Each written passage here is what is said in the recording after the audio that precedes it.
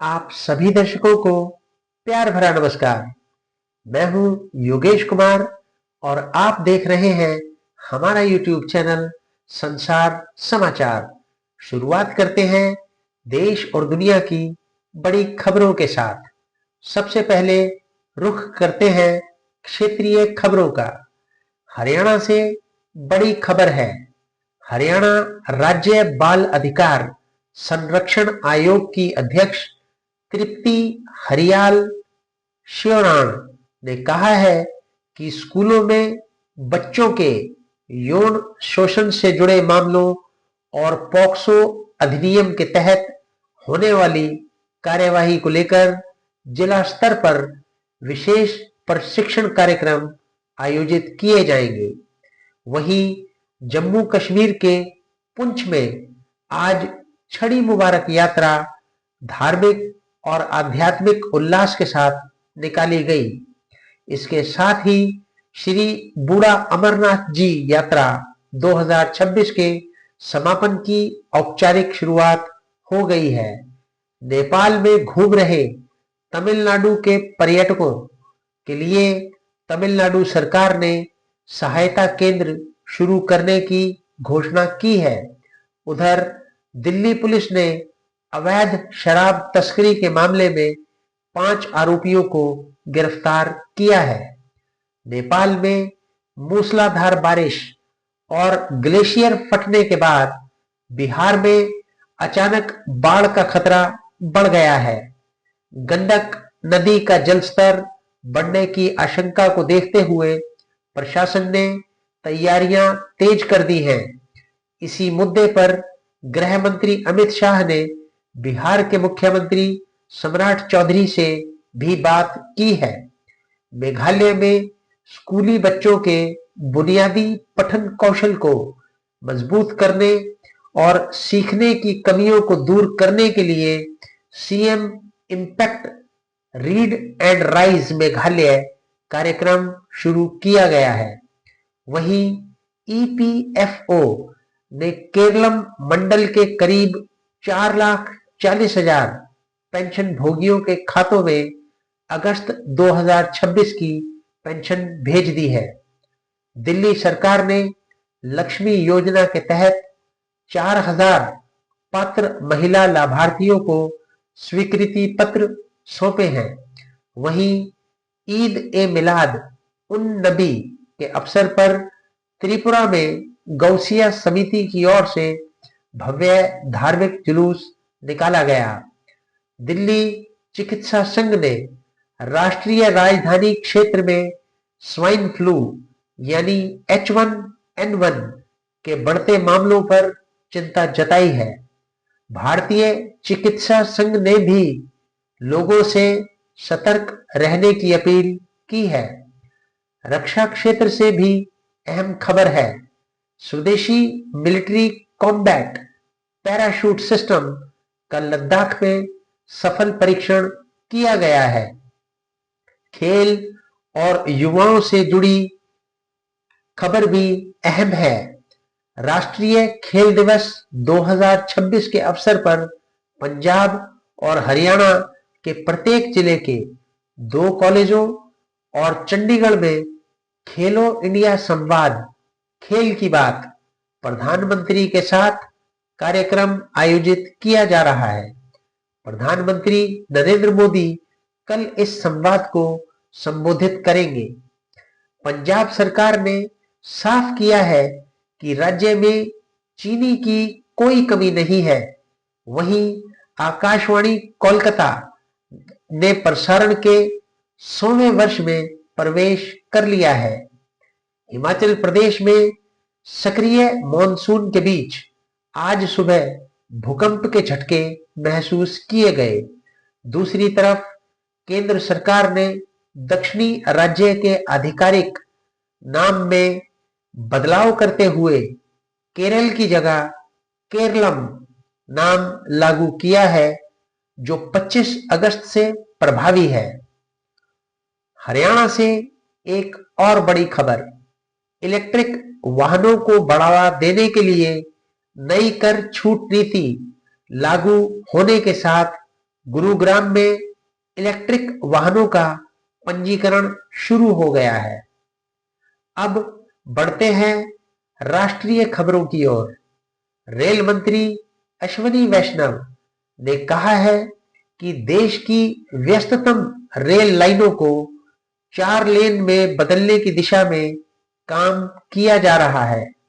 शिक्षा मंत्री प्रहलाद जोशी ने आज नई दिल्ली में उच्च शिक्षा विभाग और स्कूल शिक्षा एवं साक्षरता विभाग के वरिष्ठ अधिकारियों के साथ बैठक की। वहीं केंद्रीय कौशल विकास एवं उद्यमिता मंत्री जयंत सिंह ने प्रधानमंत्री नरेंद्र मोदी से मुलाकात की और कौशल प्रतिस्पर्धा तथा कृषि में परिणाम आधारित वित्तीय सहित कई मुद्दों पर चर्चा की। नेपाल में बाढ़ से हुई तबाही पर उपराष्ट्रपति सीपी राधाकृष्णन ने दुख जताया है। प्रधानमंत्री नरेंद्र मोदी ने भी नेपाल के प्रधानमंत्री बालेंद्र शाह से फोन पर बातचीत की और बाढ़ में हुई जनहानि पर शोक व्यक्त किया।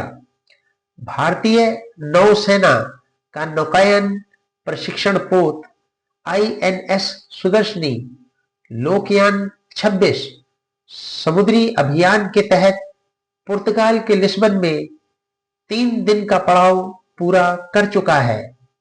IICT और नेटफ्लिक्स ने 100 भारतीय विद्यार्थियों के लिए छात्रवृत्ति की घोषणा की है। वहीं आकाशवाणी समाचार के पूर्व समाचार वाचक पंचदेव पांडे का आज निधन हो गया। राष्ट्रीय परीक्षा एजेंसी यानी NTA इस सप्ताह विभिन्न परीक्षाओं की अंतिम उत्तर कुंजी और परिणाम जारी करेगी। NTA में सुधारों को लेकर मसौदा रिपोर्ट को संसदीय समिति ने भी मंजूरी दे दी है। भारत ने नस्लीय भेदभाव के उन्मूलन पर संयुक्त राष्ट्र समिति की रिपोर्ट में किए गए उल्लेखों को खारिज कर दिया है।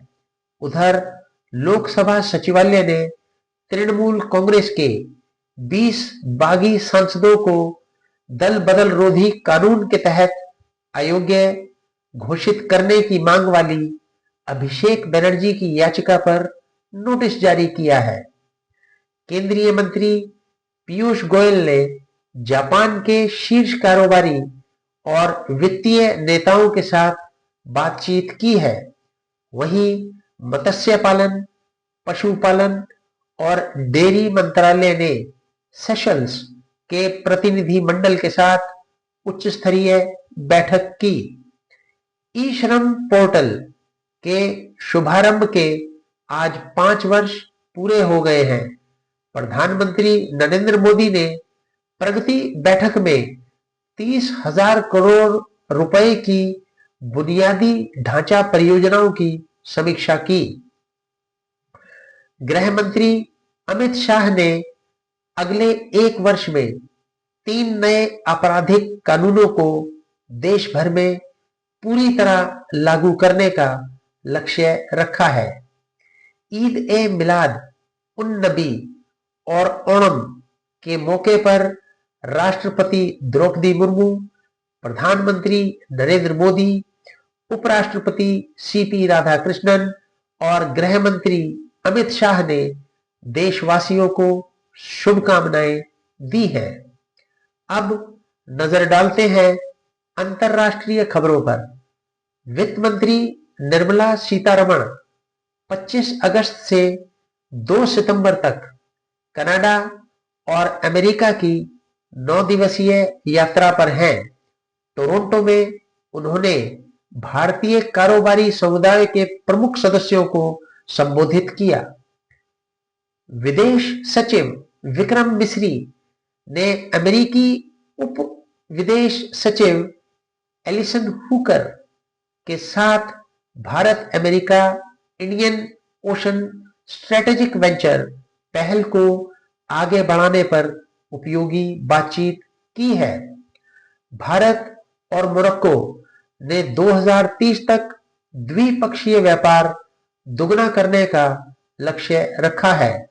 वहीं भारत और चीन ने सीमा विवाद के राजनीतिक समाधान की दिशा में काम जारी रखने पर सहमति जताई है।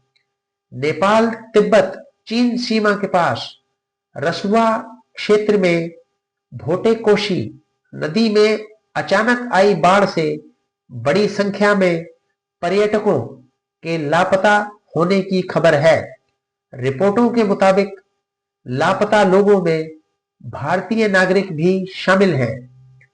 ओमान के विदेश मंत्री बदर अल बुरौदी ने तेहरान में ईरान के विदेश मंत्री अब्बास अरागची से मुलाकात की है। वहीं भारत ने संयुक्त राष्ट्र सुरक्षा परिषद में मौजूदा संघर्षों के मानवीय प्रभावों को कम करने के लिए कदम उठाने को तत्काल प्राथमिकता बताया है। नॉर्वे की संसद के बाहर कश्मीरी प्रवासियों ने पीओजे यानी पाकिस्तान ऑक्युपाइड जम्मू एंड कश्मीर में पाकिस्तान की कथित ज्यादती के खिलाफ प्रदर्शन किया। वहीं यूक्रेन के राष्ट्रपति व्लादिमीर जेलेंस्की ने यूक्रेन के स्वतंत्रता दिवस पर भारत और राष्ट्रपति द्रौपदी मुर्मू की शुभकामनाओं के लिए आभार जताया है। पाकिस्तान से एक बेहद दुखद खबर सामने आई है। इस्लामाबाद के एक अस्पताल में आग लगने से 14 नवजात शिशुओं की मौत की खबर है। आरएसएस प्रमुख मोहन भागवत हिंदू समुदाय सम्मेलन में शामिल होने के लिए अमेरिका पहुंचे हैं। वहीं अमेरिकी सीनेटर रिक स्कॉट ने चीनी चिकित्सा उपकरणों की खरीद पर प्रतिबंध लगाने की मांग की है। कनाडा ने अमेरिकी सामान पर 50% तक जवाबी शुल्क लगाने की बात कही है। भारत और न्यूजीलैंड के बीच वेलिंगटन में दूसरी रक्षा रणनीतिक वार्ता भी हुई है। अब खेलों की दुनिया में चलते हैं। शतरंज से बड़ी खबर है। भारत के ग्रैंड मास्टर आर प्रज्ञानंदा ने ग्रैंड चेस टूर के अंतिम चरण के फाइनल में जगह बना ली है। हरियाणा के पंचकुला में आयोजित भारतीय एथलेटिक्स सीरीज के 14वें चरण में खिलाड़ियों ने शानदार प्रदर्शन किया है। क्रिकेट की बात करें तो भारत और श्रीलंका के बीच कोलंबो टेस्ट का चौथा दिन समाप्त हो गया है। श्रीलंका की टीम 6 विकेट पर 229 रन बनाकर बल्लेबाजी कर रही है। यानी श्रीलंका के पास इस पारी में फिलहाल 16 रनों की बढ़त है। अब भारतीय टीम की कोशिश होगी कि 5वें दिन श्रीलंका को जल्द से जल्द ऑल आउट करके लक्ष्य हासिल किया जाए। फिलहाल भारत मैच में मौजूदा स्थिति में नजर आ रहा है। आखिर में मौसम की बात। उड़ीसा में कल से तेज बारिश होने की संभावना है। मौसम विभाग ने देश के अलग अलग हिस्सों में भारी बारिश का अनुमान जताया है। ऐसे में खासकर बारिश प्रभावित इलाकों में रहने वाले लोगों को सतर्क रहने की सलाह दी गई है। तो ये थी अब तक की देश, दुनिया, खेल और मौसम से जुड़ी तमाम बड़ी खबरें। जुड़े रहिए हमारे YouTube चैनल संसार समाचार के साथ, क्योंकि हर खबर की हर अपडेट हम आप तक पहुंचाते रहेंगे। नमस्कार, जय हिंद, जय भारत।